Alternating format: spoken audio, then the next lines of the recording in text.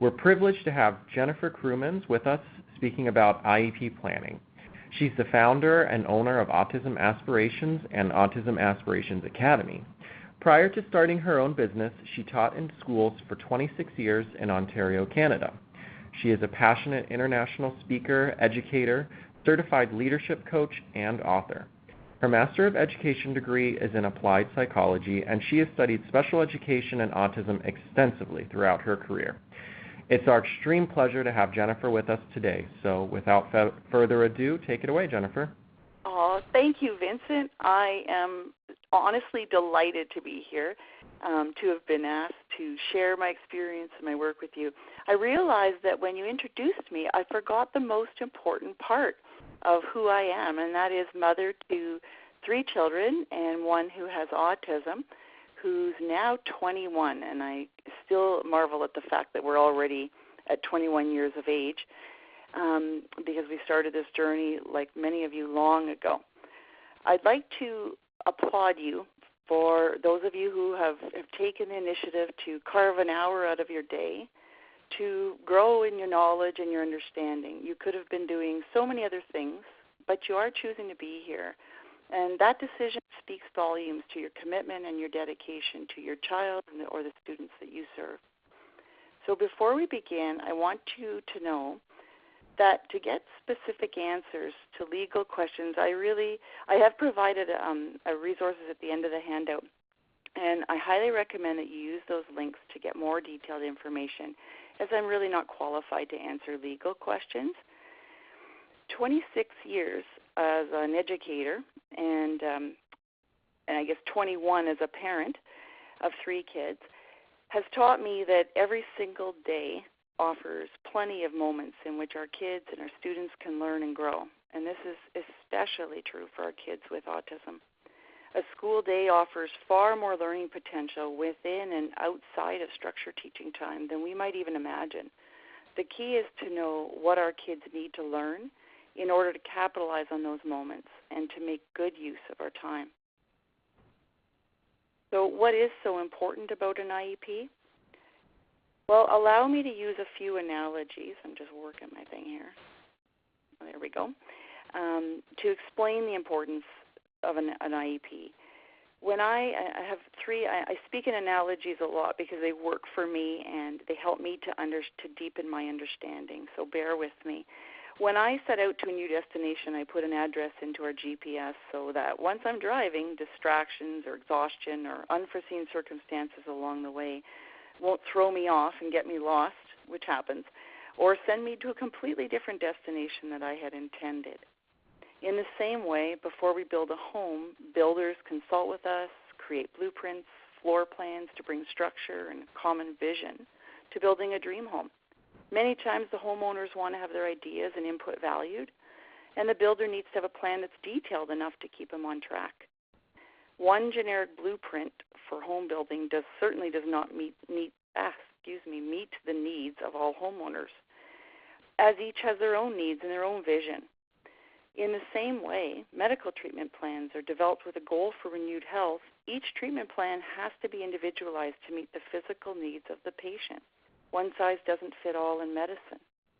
So it stands to reason that our most valuable resources, our children, require an education plan that is developed with the child's needs and strengths in mind, so that after 20-some years in the educational system, that individual has the skills needed to live as independently as possible and contribute to the best of their ability to the community that he or she lives in. We need to plan and collaborate to build the education a student needs to fulfill his or her potential. We certainly cannot waste time or resources.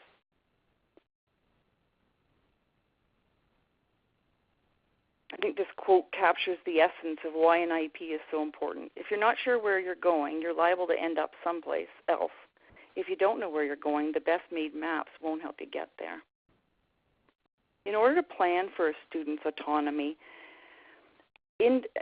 for their autonomy and their independence and their happiness, we really need to look ahead. Now, I know from personal experience as a mom of a child who was diagnosed with severe autism that this can be very painful. I would even say gut-wrenching. but it really does have to be done for the sake of the child. And the earlier we start looking ahead, the better. So looking ahead, like 1, 5, 10 years in advance. Actually, I should speak for teachers in case there's teachers on the line. Teachers, as teachers, we don't have the privilege of the long view, so we have to rely a lot on the information that's provided by parents, assessments, and what we observe in the student in the present tense. But at the same time, I think that as educators, we even have to be more careful not to get short-sighted in our planning, and we too need to look 1, 5, or 10 years ahead. Thinking about what job will he or she be doing. And by the way, if I say he a lot, please forgive me, because I really, in my experience, have had boys and girls with autism, and I just tend to gravitate to he, but it certainly doesn't mean that autism is strictly related to boys. That is for sure. So we need to think about what job he or she might be doing, or what skills he's going to need in that job. And that might even be a part-time job while he's in high school, or something later on, again, 1, 5, 10 years later.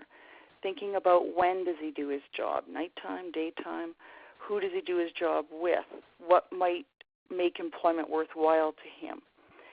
Of course, we don't know the answers to this, but our child is going to give us clues along the way. And I feel strongly that we need to be very observant. The clues are going to be found in the child's likes and dislikes, and they do change over time. But what captures his or her interest, or what the child seems to naturally gravitate to. And I think it's important for us to always be watching for this. I actually have a timer here that keeps me on track, so I'm just going to move it. There we go. Looking ahead, where will she live, or what will she do at her leisure time? These are important questions to consider and to plan for. How will she take care of herself? Friendships, what relationships might she have in her life, and how can we prepare her for that? Again, we don't have the answers per se, but those are the things that I think that I know are critical in terms of thinking ahead. Sometimes we can get really stuck just thinking about the academics and the now, and I think as parents and educators, that's a dangerous road to be on. So looking ahead and making a plan isn't just a nice idea, it is actually the law. And the Individuals with Disabilities Education Improvement Act, or IDEA for short, mandates that the state provide all eligible children with a free and appropriate public education that meets their unique individual needs. IDEA specifies that children with various disabilities, including autism, are entitled to early intervention services and special education. If your child has been diagnosed with a form of autism, the diagnosis is generally sufficient to gain access to the rights afforded by IDEA. Now, each word in this phrase is important, but appropriate is the one that relates specifically to your special needs child. Your child is entitled to an education that is tailored to his or her special needs, autism, and a placement that will allow them to make educational progress. Now, placement is a tough thing to discuss, and I can tell you that there's no quick answer, and I certainly would never advise someone unless I really knew the child and I had a really good grasp of the situation, because it's too important of a discussion to have flippantly or curbside advice. The one thing that I have learned on my journey is that parents play a critical role in the education planning for their child. All too often, I meet parents who leave the development and the monitoring of an educational plan up to the school. And I get that. We're tired by the time we send our child to school. Sometimes just by the time we get them out the door in the morning, we're exhausted. And it's kind of a nice treat to be able to have them gone for a while. As much as we love them, it's very challenging. But the reality is that our child is our responsibility. As parents, we need to know our role and to carry it out to the best of our ability. The IDEA legislation has established an important role for parents in their children's education. You, as a parent, are entitled to be treated as an equal partner with the school district in deciding on an education plan for your child and his or her individual needs. This enables you to be a powerful advocate for a child, but it also means that you must be informed and an active participant in planning and monitoring your child's unique program and your legal rights. You can't stand back and hope for the best. As parents, we really do have work to do. So what is an individualized education program? Well, basically it's a written statement of the educational program that's designed to meet each child's needs.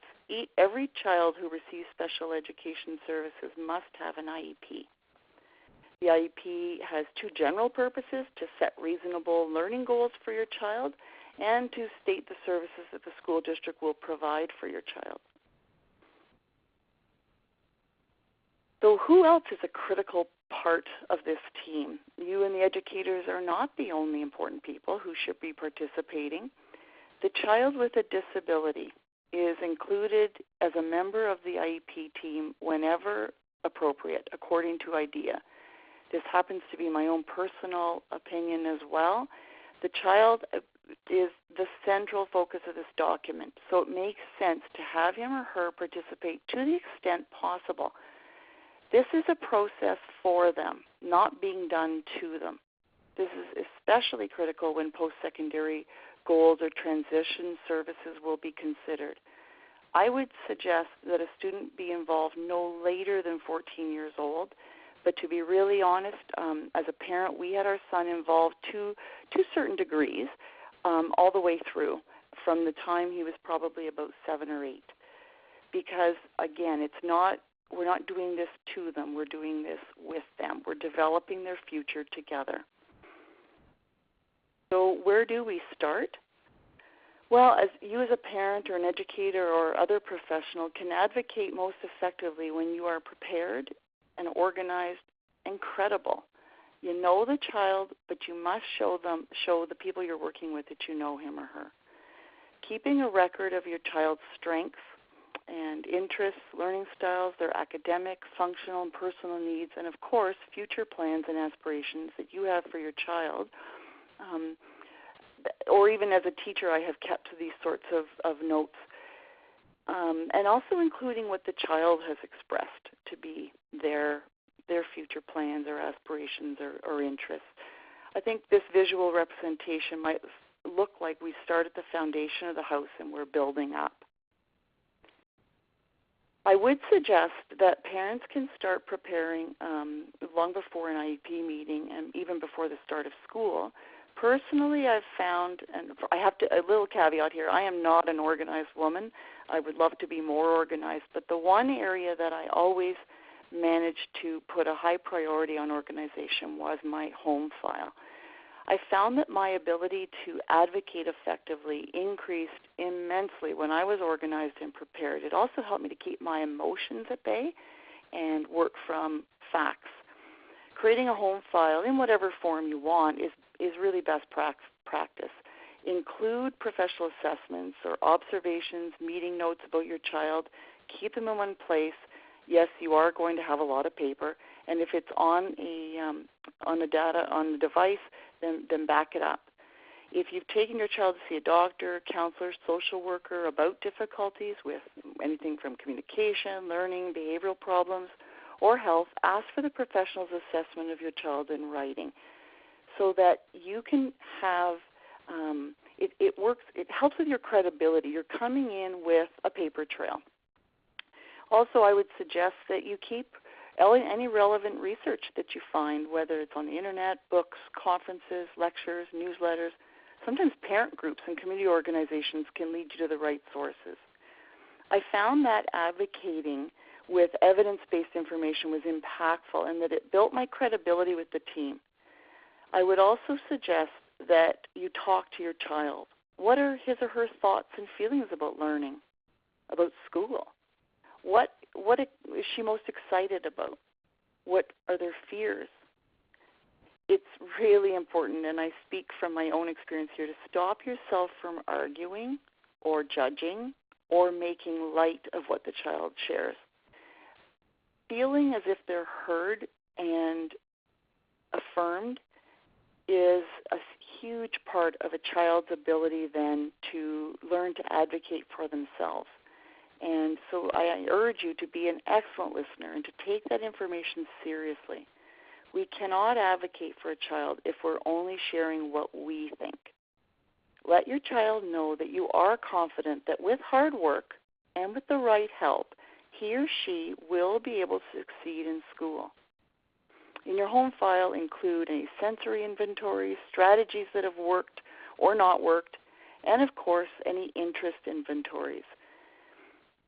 I would also suggest that you, as parents, write down your own observations a couple of times a year or more, to take that time to really think about what are your child's strengths, their skills, their interests, their challenges, and their limitations.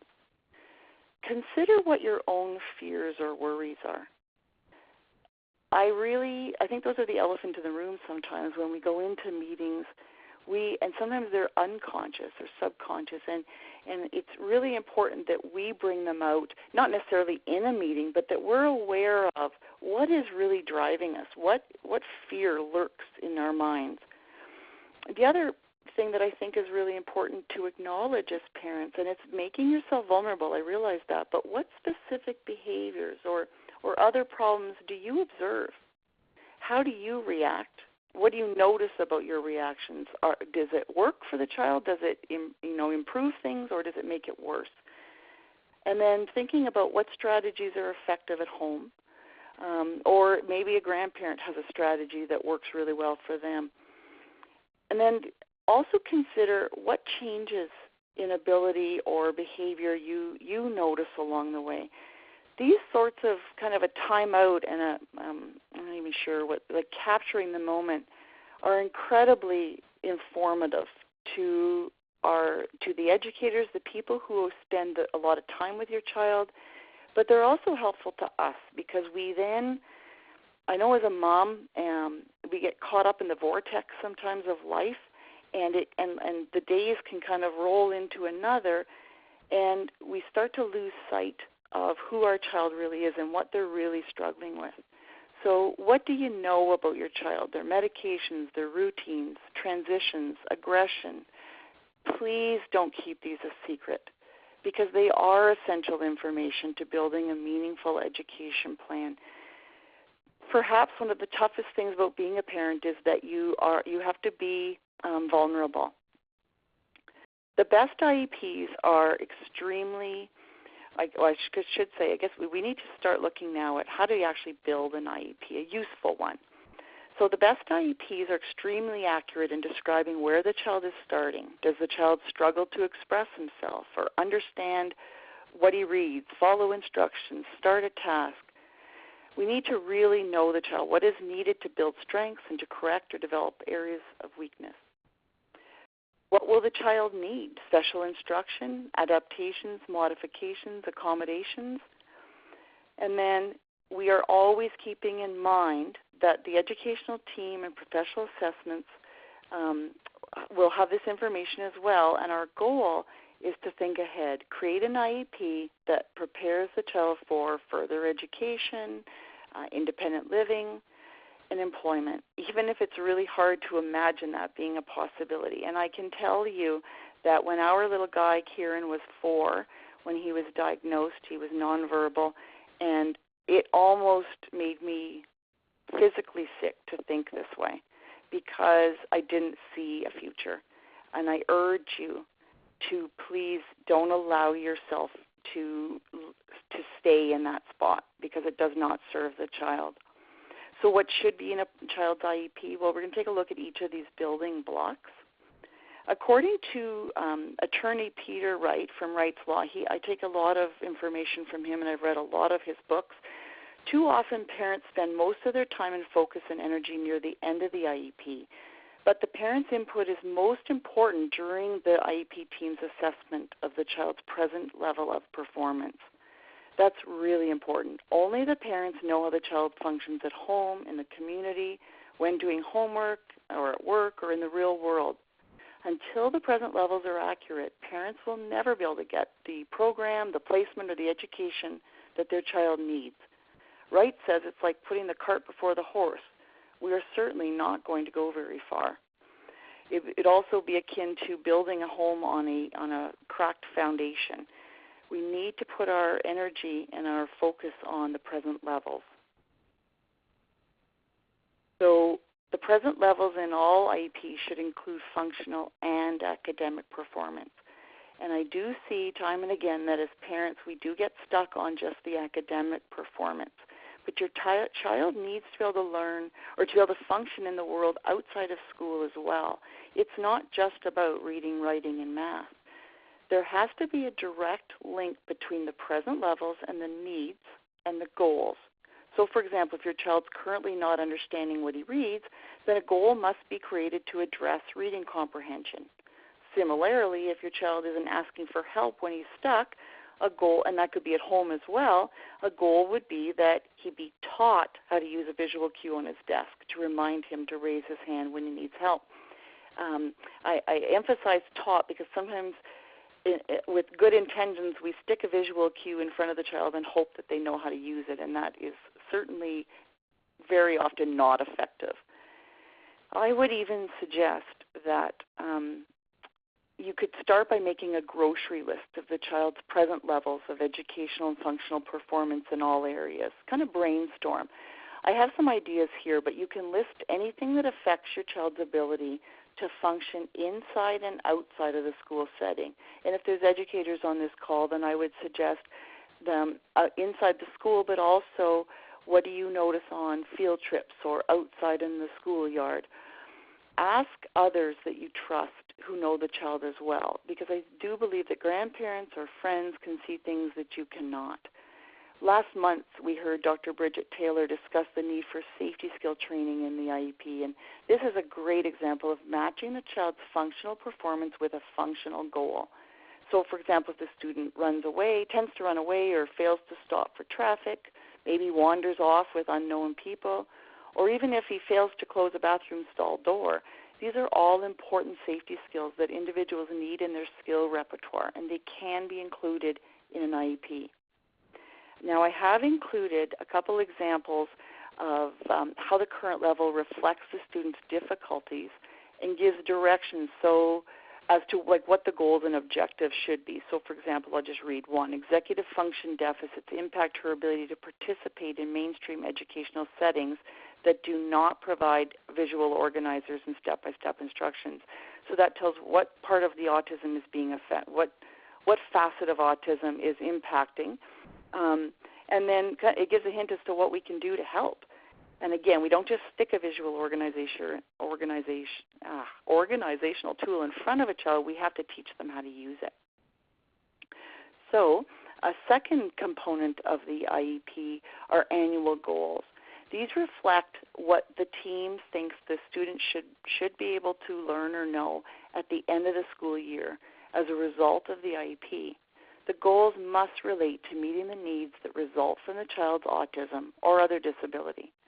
Some common needs are listed in the chart above that you just saw, but annual goals must help your son or daughter be involved in and progress in the general curriculum as well.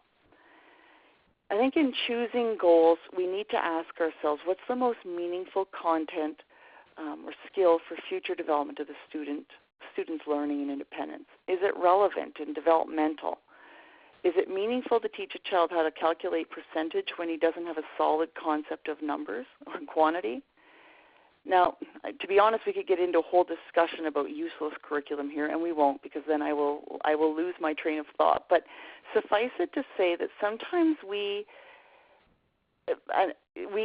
think we mean well, but we mechanically choose curriculum that seems to be a neat and tidy, and we teach easy to teach, and we slap it into an IEP. And it's really non-productive waste of time and of a child's skills. So we need to be cognizant of the way, so we need to include certainly the academics, but it's really important as well that we don't miss out on the autism. How is the autism going to be addressed? Now, I need you to know that I'm not a person who believes in fixing autism. I don't believe our children are broken, but I think in creating an IEP, we have to be very cognizant of the way that the autism impacts functional performance and academic performance. This is critical. We can't ignore the autism. We need to identify exactly how it is impacting the child's learning, and then name the plan we're going to use to support or teach this fact. Sometimes I see report cards that say that a child with autism is not working well in groups, and I think to myself, well, duh, of course they're not working well in groups. They have autism.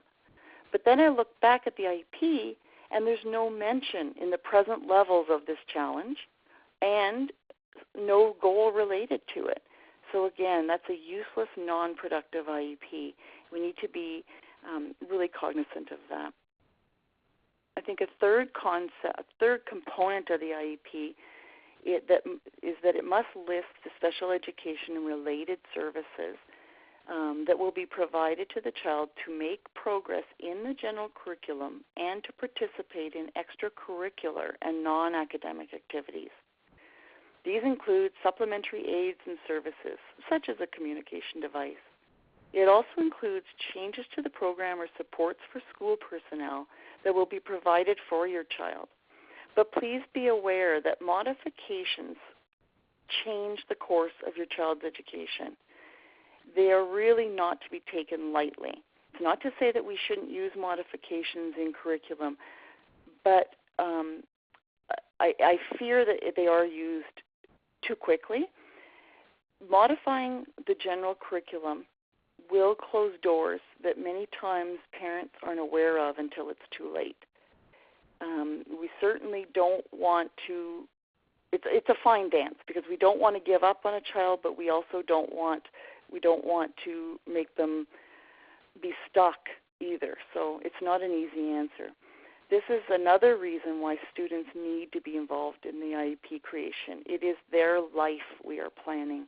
And just a story there, I heard recently one young man who wasn't included in the IEP meetings, and at the end of his school career, this broke my heart, he realized that his parents had agreed with the school personnel on modifying his curriculum all the way through, and so he thought that he was going to be able to attend university, and he was not, because he was not in the right stream. And again, heartbreaking is the least of it. I think we just need to make sure we include the students when we can. So a fourth component of the IEP must consider how much of the school day will the child be educated separately from non-disabled children or not participate in extracurricular or other non-academic activities such as lunch or clubs. The IEP must include an explanation that answers this question. Schools can't discriminate against students on the basis of disability, and they may be required to implement necessary modifications. Again, these are not academic modifications, or provide accommodations.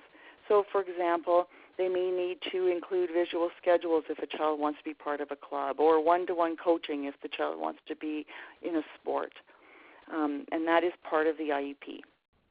Your state or district probably gives tests of student achievement to children in certain grades or age groups. In order to participate in these tests, your child may need individual modifications or changes in how the tests are administered. Again, we're not referring to modifications of the curriculum at that point. The IEP team must decide what modifications your child needs and list them in the IEP.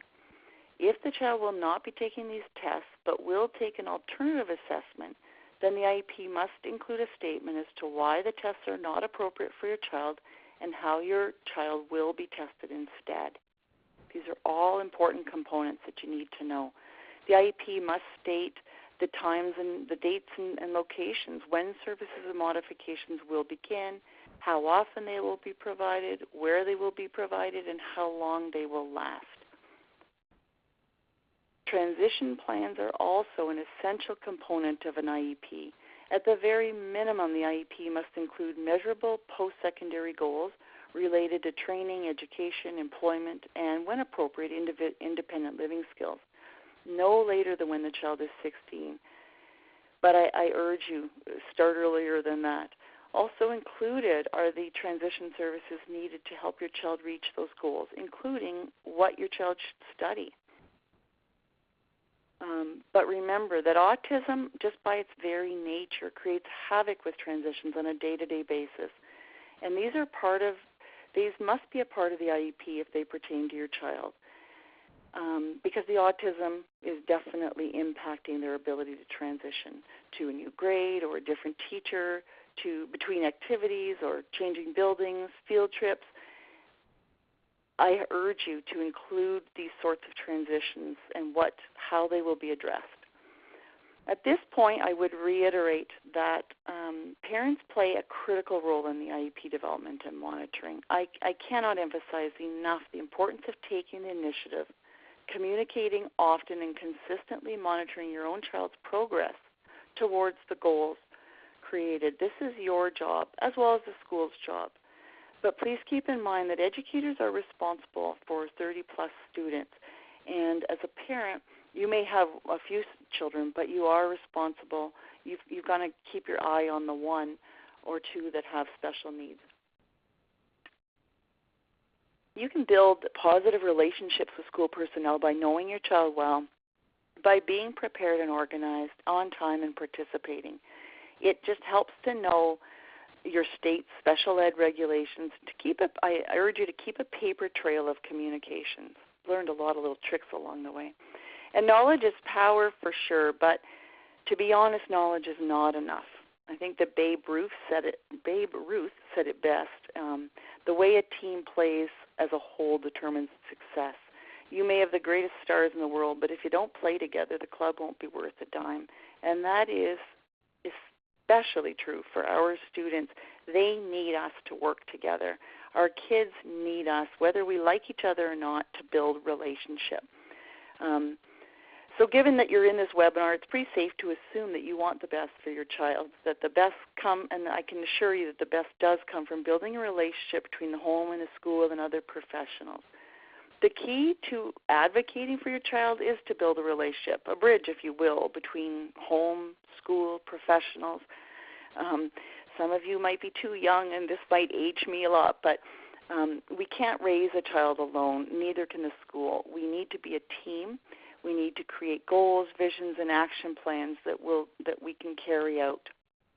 I can say that I certainly wasn't best friends with everybody that worked with our son, and yet as I see them now, I feel gratitude because we were able to look past differences and work together. As long as somebody had my son's best interests at heart, I worked really hard then to let go of any of my emotional stuff that maybe I didn't like them or something, because I knew we were all working for a common goal. So how do you build relationship? Well, given the tension and the emotion that autism creates, it can be a tough one. I would suggest some old-fashioned advice. Start by listening and really listen. Listen with the intent to hear the other person's point of view and their emotions. Avoid listening just so that you can respond. Peter Wright has an excellent book on advocacy, and I've read that several times over to keep my emotions at bay.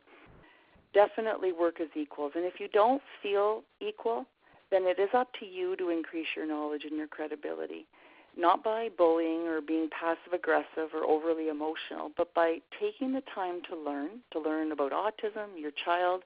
I would say learning advocacy skills and conflict resolution skills. Look for the solutions. Going into a meeting with the I'm going to win mentality means that someone loses. And I can promise you that the only one who loses is the child. As you were taught, treat others the way that you want to be treated. Avoiding blame and sarcasm, keeping your behavior above the line. Don't allow yourself to dip into that negative garbage because the stakes are just far too high.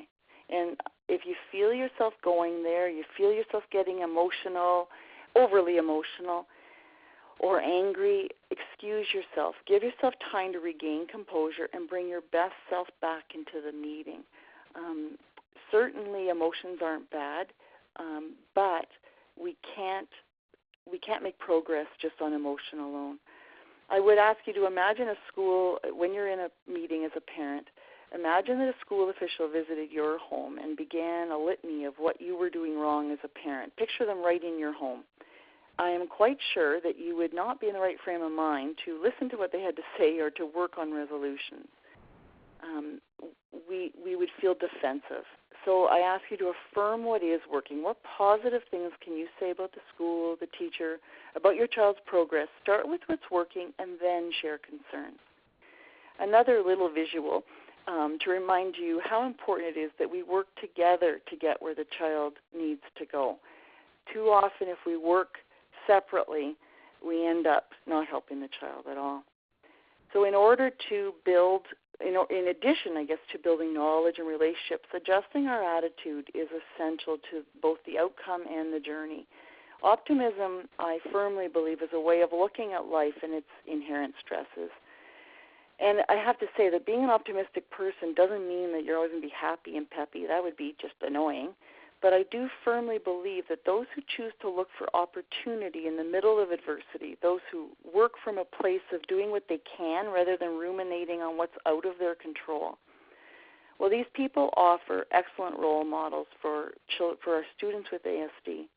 And to be fair, they're more likely to make progress, to gain the respect of others, and ultimately to advocate the best for the student.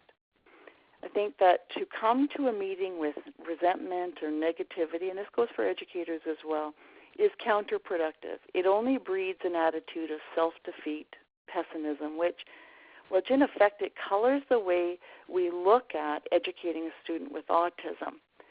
And trust me, the student does feel it. The students, even the most severe students that I have taught with autism, they can feel, they can sense when the parent and the teacher are not getting along, and or when they, especially when we even just talk about the teacher at home, or if we talk about the parent in the classroom, our kids know it and it hurts them. And I think as adults we need to simply just stop doing that and be respectful. So I guess a short way to say it is that be someone that you would want to work with. And we're all familiar, I probably think, with Eeyore. And I know that there are times when I've had to do some meditation, some physical exercise before I've gone into a meeting because I've been in an Eeyore state. We need to be more Pooh-like, or we need to just, I think, be in a place of ready to work and ready to solve problems. I also ask you to consider this in terms of our children watching us. What attitude are you modeling? Is the child or the student learning anger, hostility, resentment, fear, blame? They will probably, if so, they will make it their fault. They may not say that, but they will. Or is the child learning hope, persistence, faith, optimism, collaboration? Because I believe that a child is going to need those last factors or those last values in order to thrive with autism. I firmly believe that children learn what they live, and as adults in a child's life, it is our responsibility to model an attitude of positive persistence and hope. Our kids desperately need this in us. The critical, this is something my mother always said, and yes, it drove me nuts when I was young, but you may guess what it is. My mother always told me that I can't control other people's thoughts and actions, but that I was in control of my own. You will make people want to work with you, or you will drive people away. And I'm not saying that you need to make people like you, but my mom always said that you attract more flies with honey than with vinegar. So keep that visual in mind. Am I attractive to work with, or are people groaning and moaning because I'm coming back in? My mentor, Jim Rohn, I think said it best. You must take personal responsibility. You cannot change the circumstances, the seasons, or the wind, but you can change yourself. That is something that you are in charge of. I think being the parent of a child with autism and having children with autism and other special needs in my classroom has taught me that there are always a lot of people that I could blame. School boards, the government, the parents, the teachers, the custodians, whoever. But when I'm doing that, I'm wasting my own energy. I can only change what I can change. So that's been kind of a guiding principle that my husband and I have followed for years. So in conclusion then, a well-planned and consistently implemented IEP that matches a student's unique skills, abilities, and areas of need, they will give the students the tracks to run on throughout his or her educational career. It will nurture and develop a young adult who is happy with himself, who's able to contribute to his community and foster healthy relationships and hobbies. I would say that looking back now, as we have a 21-year-old son, looking back, all of the work, to be honest, it was my working with schools and professionals was a lot like working in a marriage. We had to do the work, and we never stopped working. But I see now the fruit of that because I have a 21-year-old who is happy in his own skin, who has learned to come to terms with his autism, who's actually beginning to want to know more about his autism, and who's quite comfortable sharing that with certain people, not everybody. And as a parent, that's what I wanted. I wanted a child who could be happy in their own skin and contribute. So I have listed sites and resources here that you might find helpful. I thank you for staying with me, for investing in your knowledge and growing yourself. I truly am grateful for you and for this opportunity. And I am done. That's my piece on IEPs and autism. Thank you so much. That was really great. Thank you. You covered a lot of ground there. I did. So we have a few questions that came in. Okay. If others have questions, they can feel free to send them through the chat. So do you have any suggestions about how many IEP goals should be included? Okay. And this is specifically for a child that has intellectual disability on their IEP? Okay. That's a tough one because I've seen it. I've seen IEPs that were almost like a book. You could almost get them bound. And I think that we have to be careful because there's a couple things that jump into my mind right away is, are we only looking at, like, I know there's a lot to, and I'm going to use the word fix, but that's not what I really mean. There's a lot of weaknesses we need to address. Here's a visual. Sometimes I think that as parents, and certainly I was one of these parents who, when my child was young, if you could picture a panic button, it was as if I was standing on it and no one could move me off of it. And I felt somewhat paralyzed because I felt as if I needed to somehow fix everything all at once. That leads to burnout and to it's brutal. You will burn out. And teachers will burn out. So my answer would be really work with your team, work with people who know your child, and really figure out what's most important. What is the most important thing now? It doesn't mean that you won't address other things later, but keep the main thing the main thing. The other part of that is that our children will pick up on brokenness. If they're just one big thing we have to fix, really focus then on where the child has strengths. And they may not be academic, but they will be. No human is built without strengths. So it might be really important to work on what's really working for this child. What gifts does this child have? I hope that answers the question. It didn't really, but I just say proceed with caution. I hope that helps. All right, thank you. How do you handle a situation when the school district refuses to give an IEP because the student isn't academically affected by autism in the words of the school?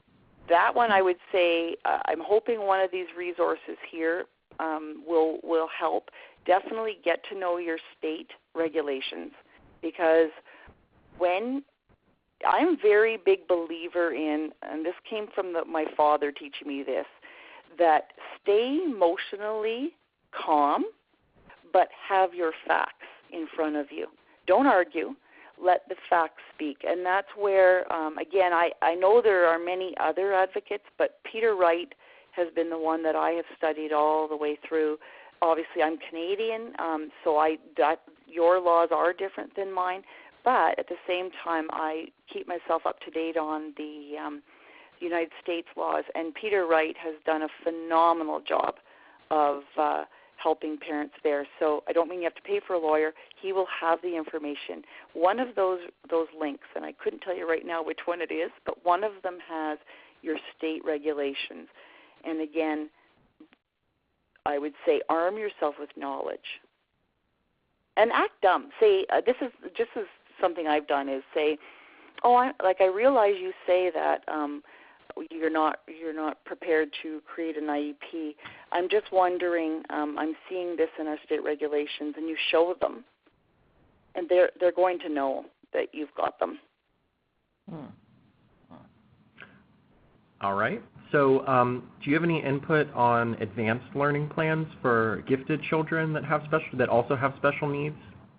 Oh, you know what? I'm going to be honest. I don't want to speak too much to that, because that is not an area I have done a lot of work in, except to say that it might be a tougher one. I don't know the laws around that. Okay. But differentiated learning is definitely I know in Canada and the U.S., checking into any differentiated learning is a great way to incorporate for gifted kids. Do you have any insight on how someone can get their IEP changed to reflect a diagnosis of autism or ADHD?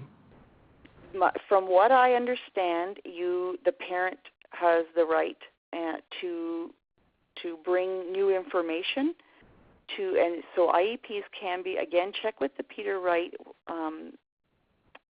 links there, but the parent does have a right, but bring your information in writing, and reviews can happen at any time. They must happen once a year, and that is true in Canada as well, but certainly parents, if there's a change in diagnosis or the paperwork is there, that can't be argued.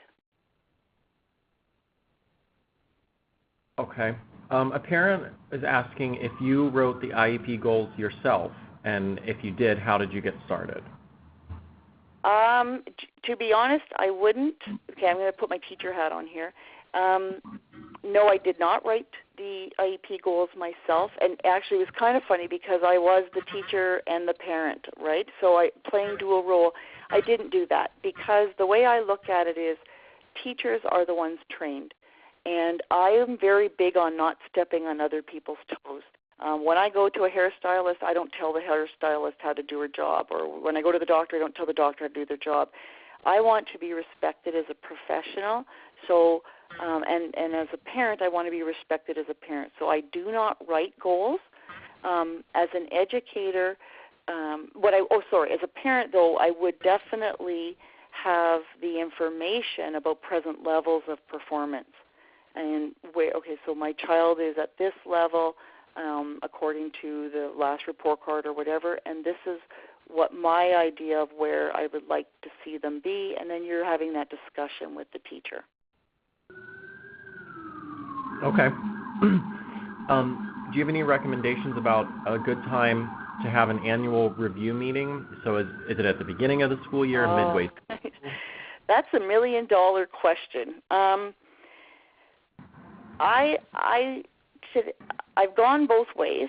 I like the idea of at the end of the year simply because I really don't want to waste time in September. I can't stand missing out on learning time for any students, and I think that if we can start off the year with knowing where we're at, then all the better, and arming the new teacher with all the information is just, to me, it just makes more sense that they are ready and they have all the information they're going to need about the child at that point. Obviously, things are going to change, but so I tend to, as much as everyone's tired at the end of the year, I do believe that that's a good time to really take a look, and that in my own school, in one of my schools that I worked in, that's what we did. That was our practice.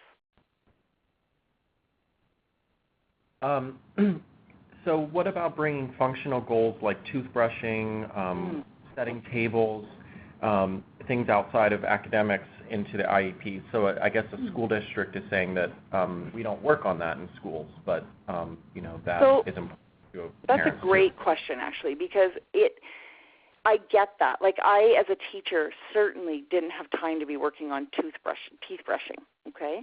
But having said that, I think it calls for, I'm really a big believer in the team. You might have probably already figured that out.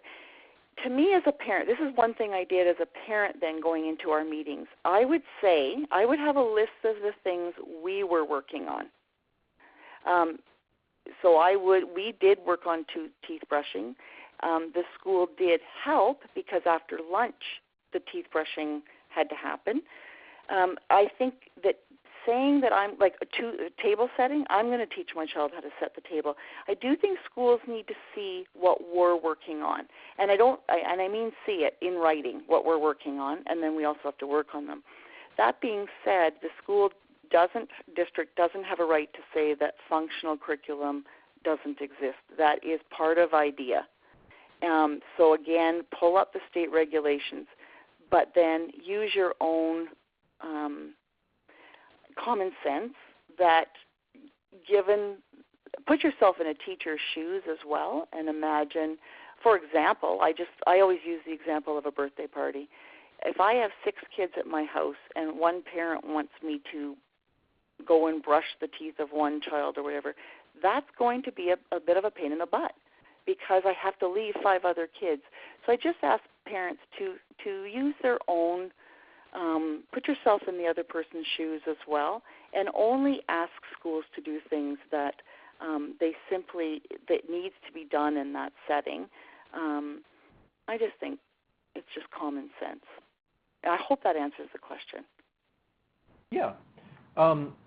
So someone said that they received the IEP plan the same day of the meeting. Can they request a paper copy in advance or consult others? Absolutely. Yes. No, I would say that's akin to the home builder or the contractor giving you your house plans on the same day that you're supposed to sign them. I don't agree with that. I think parents need to have the time to mull over, to think about, to ask questions. So I think a parent in writing, always put things in writing because the paper trail can become important later if you're dealing with unreasonable people. And usually there's 1 or 2 unreasonable. There's off in a group of people.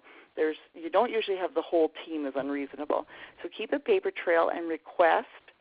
Use the dates and the times and be specific and keep emotion out of it and just write that this is what you need. You need 48 hours to look at it, to ask questions, whatever. Okay. Maybe 1 or 2 more questions. do you have any insight into the difference between communication devices and assistive technology? Oh, again, not my area. If it's out of yours, that's okay. No, I would. Yeah, I don't believe I know. I don't want to give an answer. That's one thing I won't do, is say something that I don't really know. No, let me just think. Communication. Oh, assistive device could be anything that the child needs to help them to function. And I may be mistaken on this, but for example, in my classrooms we would have earbuds for sensory kids who hear too much. We might have chairs that that are wobbly for attention. So those were listed on my IEPs as assistive devices, but I don't know. I don't want to speak to beyond that. Okay. Let's see here. So someone's child requires attention and help with homework. Is this something that should be addressed in the IEP, or is it just with the teacher? Can it be incorporated into the IEP that throughout the school day this kind of thing can be addressed so that the kid can do their homework more independently? Wow, there's a lot. Okay, let me just think that one through. So the child, let me get that right. So the child needs help with homework? Yeah, I guess it's more of like constant, sort of the parent needs to be there at all times when they're doing homework. Right. Well, I could get on a soapbox and talk about autism and homework. I am not a believer in it. I believe in very minimal. I know Dr. Tony Atwood is a well-known advocate for no homework for kids with autism.